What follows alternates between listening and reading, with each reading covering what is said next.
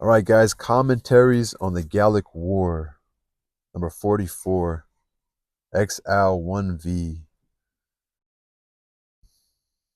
So they have a conference. There's a conference going on. They met somewhere. Now they're speaking, I think. They haven't spoke yet, but they're going to speak now. Ariovistus and Gaius Julius Caesar. Ariovistus replied briefly to the demands of Caesar, but expatiated largely on his own virtues, that he had crossed the Rhine not of his own accord, but on being invited and sent for by the Gauls, that he had not left home and kindred without great expectations and great rewards, that he had settlements in Gaul granted by the Gauls themselves, that the hostages had been given by their own good will, that he took by right of war the tribute which conquerors are accustomed to impose on the conquered, that he had not made war upon the Gauls, but the Gauls upon him, that he had not made war upon the Gauls, but the Gauls upon him, that all the states of Gaul came to attack him and had encamped against him, that all their forces had been routed and beaten by him in a single battle, that if they chose to make a second trial, he was ready to encounter them again. But if they chose to enjoy peace, it was unfair to refuse the tribute, which of their own free will they had paid up to that time, that the friendship of the Roman people ought to prove to him an ornament and a safeguard,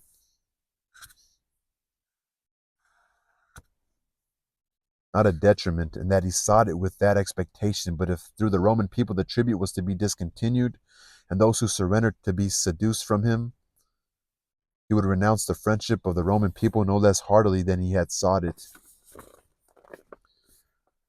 As to his leading over a host of Germans into Gaul, that he was doing this with a view of securing himself, not of assaulting Gaul, that there was evidence of this, and that he did not come without being invited, and that he did not make war, but merely warded it off.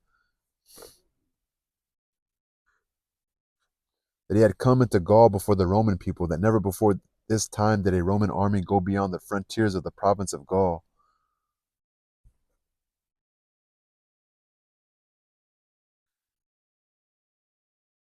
What, said he, does Caesar desire? Why come into his Ariovistus's domains?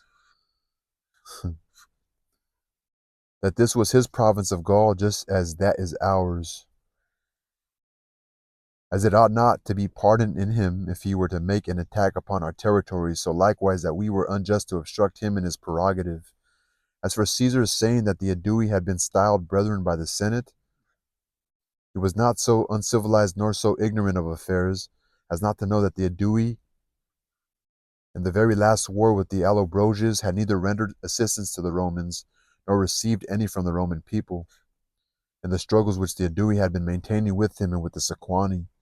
He must feel suspicious that Caesar, though feigning friendship as the reason for his keeping an army in Gaul, was keeping it with the view of crushing him,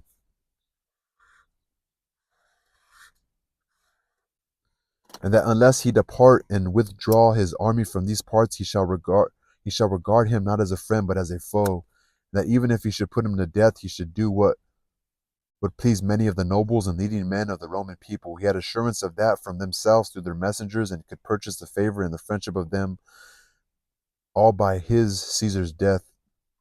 But if he would depart and resign to him the free possession of Gaul, he would recompense him with a great reward, and would bring to a close whatever wars he wished to be carried on, without any trouble or risk to him.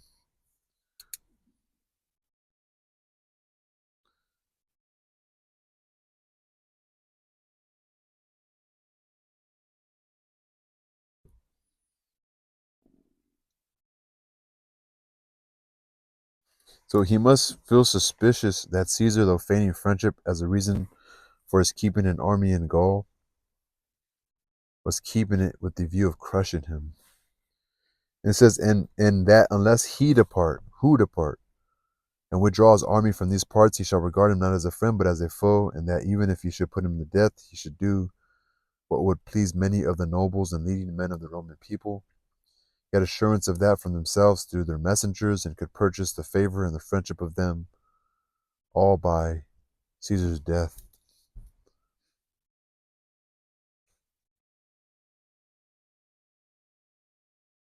So he's saying, hey, some of your people are turning on you.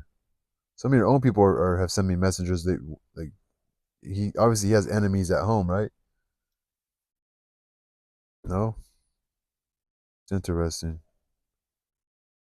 They say, man, if I kill you, I can make friends with people with some of the Romans. Interesting. He had assurance of that from themselves through their messengers and could purchase the favor and the friendship of them all by his Caesar's death. But if he would depart and resign, but if he would depart and resign to him the free possession of Gaul, he would recompense him with a great reward and would bring to a close whatever wars he wished to be carried on without any trouble or risk to him. Interesting, huh? Should make a movie about this. Gallic Wars. Interesting. Areovistus's reply.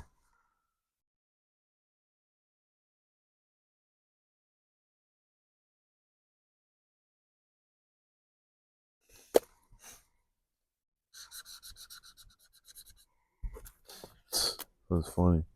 He's giving demands to Caesar. Interesting. It said it might rain this weekend. It's getting, I mean, it's gonna be dark soon, so it's getting cooler. But